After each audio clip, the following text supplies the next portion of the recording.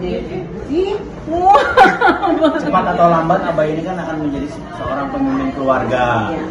Jadi dari kecil saya merangkit dia untuk bisa bertanggung jawab bukan hanya kepada keluarga tapi untuk personal sama ibunya, khususnya buat ibunya gitu. Jadi ketika jalan di mall atau jalan dimanapun gandeng tangan ibunya, ayah jaga dari belakang.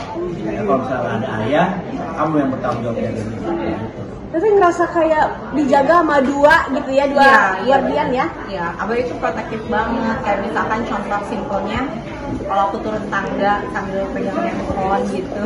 Nah, Mbak Fen, kakak.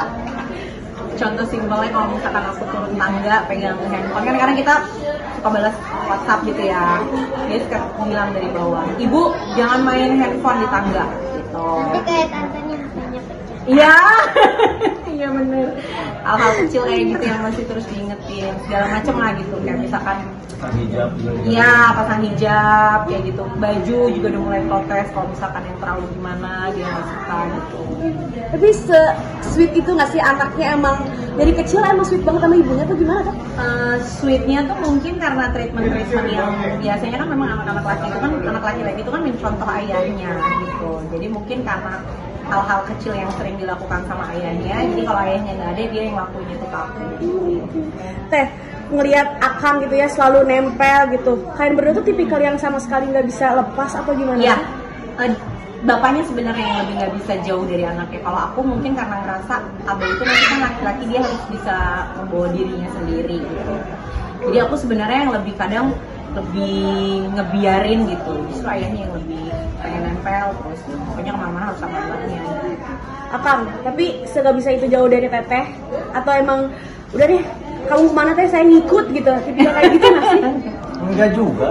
Apa sama Teteh atau ke anak? Ke Teteh, coba ke Teteh. Kalau ke Teteh sih ya, kalau saya terlalu percaya sama dia gitu. Saya terlalu percaya tanpa saya pun dia bisa gitu. Tapi kalau sama anak, tanpa anak pun saya belum bisa. Gitu. Keluar negeri atau touring lah, 3 hari 4 hari saya harus bawa kaos dalamnya dia. Masih Sampai sekarang. Ya, sampai sekarang. Kemarin kita pergi pun kita berdua pergi bawa kaos tidurnya dia terus dipakai. Terus kaosnya apa dicuci sama kaosnya ayah sama ibu dicuci sama. Jadi aku ninggalin kaos tidurnya aku sama kaos tidur ayahnya digantung di kamar mandi gitu. Sebutin itu berarti ya Kang sama anak? Ya. Jadi kalau ada omongan ditinggal istri sama ditinggal anak lebih sakitan mana mungkin? Nggak ada yang sakit sih, cuman saya lebih tenang ditinggal istri. Oh gitu. Maksudnya bukan ditinggal ya, berpisah gitu pada saat waktu tertentu. Karena saya tahu bahwa istri saya sudah bisa sendiri, sudah bisa mandiri.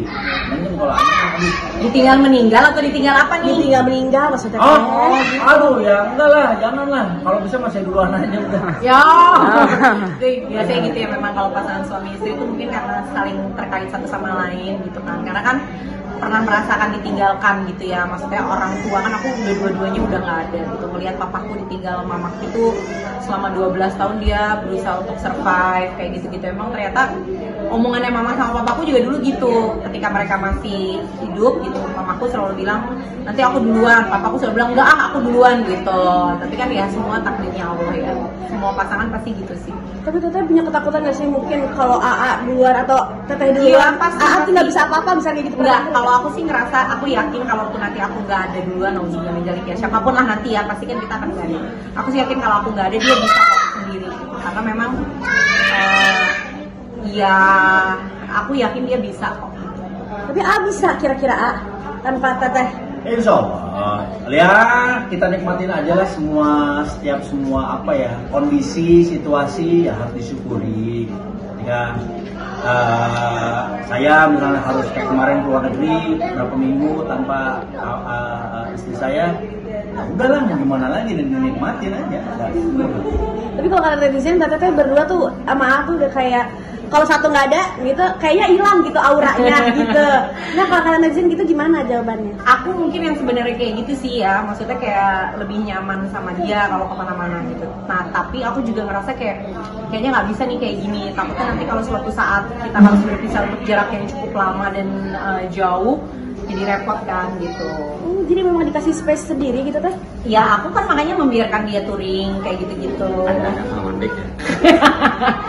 Aku mengizinkan dia touring itu sebenarnya untuk memberikan space buat dia. Sometimes kita pasangan juga harus punya waktu untuk sendiri-sendiri supaya nanti ketika kita ketemu lagi kita ngerasa memang kita kangen loh, kita rindu loh gitu kan, ternyata kita memang harus bareng loh kayak gitu. Pak Abe sendiri teh ngelihat manggil Ayah sama ibu. Oh, manggil ayah. Salah. Ayah sama ibu.